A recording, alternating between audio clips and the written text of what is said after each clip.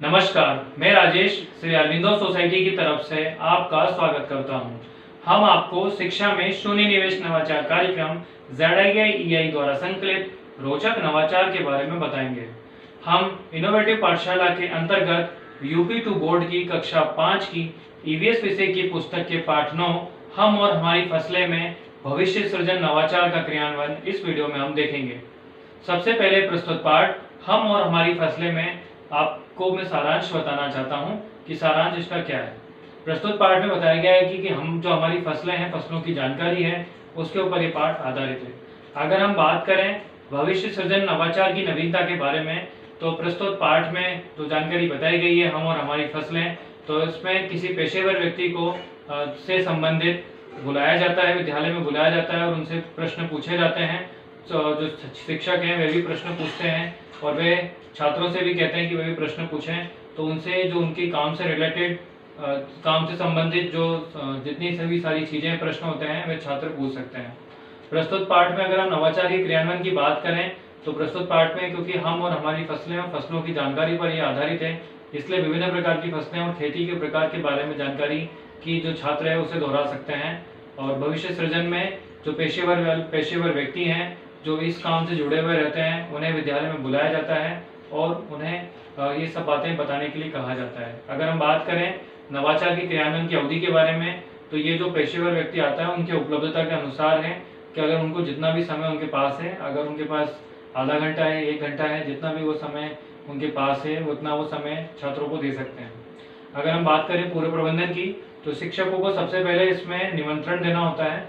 तो प्रस्तुत पाठ हम और हमारी फसलें हैं, इसलिए इसमें जो किसान हैं, कोई भी एक ऐसा किसान व्यक्ति जो सम्मानित है और जो नई नई तरीके के जो खेती में नए नए तरीके इस्तेमाल करते रहते हैं, उन्हें निमंत्रण देना होता है, जिससे कि वे छात्रों को बता सकें कि जो फसल है उसको किस तरीके से पैदा किया जाता है, किस तरीके से उसमें खाद दिया जाता है, किस तरीके से उसकी कटाई की जाती है, तो वैसे अच्छे तरीके से बता पाएंगे। अगर हम बात करें और किसी पूर्व प्रबंधन की, तो इसमें क्योंकि ये खेती से संबंधित है, तो इसीलिए इसमें मिट्टी, कुछ बीज और जो खाद, इस तरीके की जितनी भी सारी खेती और फसलों से संबंधित जितनी भी सारी वस्तुएं हैं जो ला सकते हैं। यदि जो पेशेवर व्यक्ति हैं यदि वे स्वयं ला सकें तो उनसे लाने के लिए शिक्षक कहते हैं, या फिर खुद से भी वो ला सकते हैं और छात्रों के समक्ष रखते हैं। आइए हम बात करते हैं शिक्षकों के लिए निर्देश की। शिक्षकों को इसमें जो पेशेवर व्यक्ति है उनको लाना होता है विद्यालय तक, उन्हें निमंत्रण देना होता है और उसके पश्चात फिर वे छात्रों के समक्ष वे पहुंचते हैं। एक निर्धारित समय तय किया जाता है और वही छात्रों को बताया जाता है कि इस समय पर एक गणमान्य व्यक्ति और एक ऐसे व्यक्ति हमारे बीच आने वाले हैं जो हमारे लिए खास हैं, हमारे मेहमान हैं। तो इस तरीके से उन्हें एक तरीके से परिचित कराया जाता है और जब वे विद्यालय में पहुंचते हैं तो वे अपनी जानकारी बताते हैं कि वह किस तरीके से काम करते हैं, उन्हें क्या क्या काम करने के दौरान क्या क्या उनके सामने चुनौतियां आती हैं, उनको किस तरीके से वो उससे पार पाते हैं। और जो छात्र हैं उनसे भी शिक्षक कहते हैं कि आपके मन में यदि कोई भी प्रश्न है तो वो आप अपने प्रश्नों को जो पेशेवर व्यक्ति हैं उनसे आप सुन सकते हैं, उनसे पूछ सकते हैं, तो वे आपको इसका उत्तर अवश्य ही बताएंगे। अगर हम बात करें इसमें नवाचार के क्रियान्वयन से प्राप्त होने वाले प्रतिफल के बारे में, तो प्रतिफल के लिए इसमें जो फसलों की जानकारी है उससे संबंधित जानकारी प्राप्त होती है, पेड़ पौधों के ऊपर जो हमारी निर्भरता है उसके बारे में जानकारी प्राप्त होती है।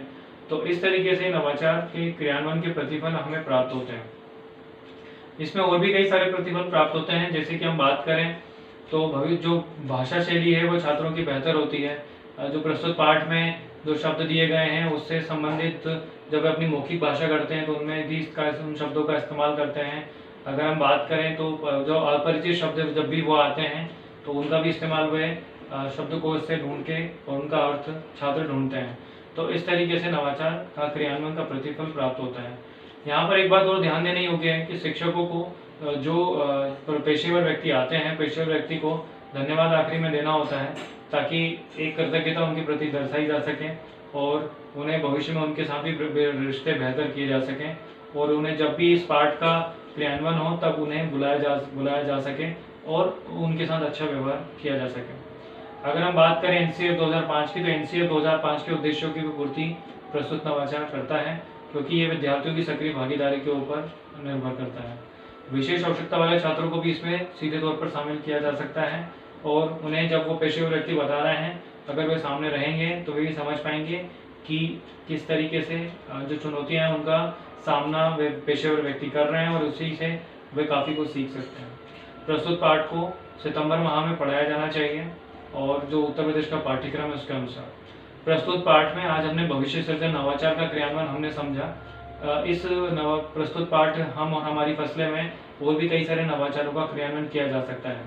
हम आशा करते हैं नवाचार अपने विद्यालय में आप अवश्य ही क्रियान्वित करेंगे।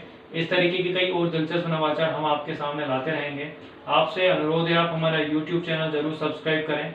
यदि इस वीडियो को आप फेसबुक पर देख रहे हैं तो हमारा पेज ZIAEI जरूर लाइक करें। इस वीडियो में डिस्क्रिप्शन में एक लिंक दिया गया है जिस पर क्लिक कर आप इनोवेटिव पाठशाला ऐप डाउनलोड कर सकते हैं। इस वीडियो को देखने और लाइक करने के लिए आपका बहुत बहुत धन्यवाद।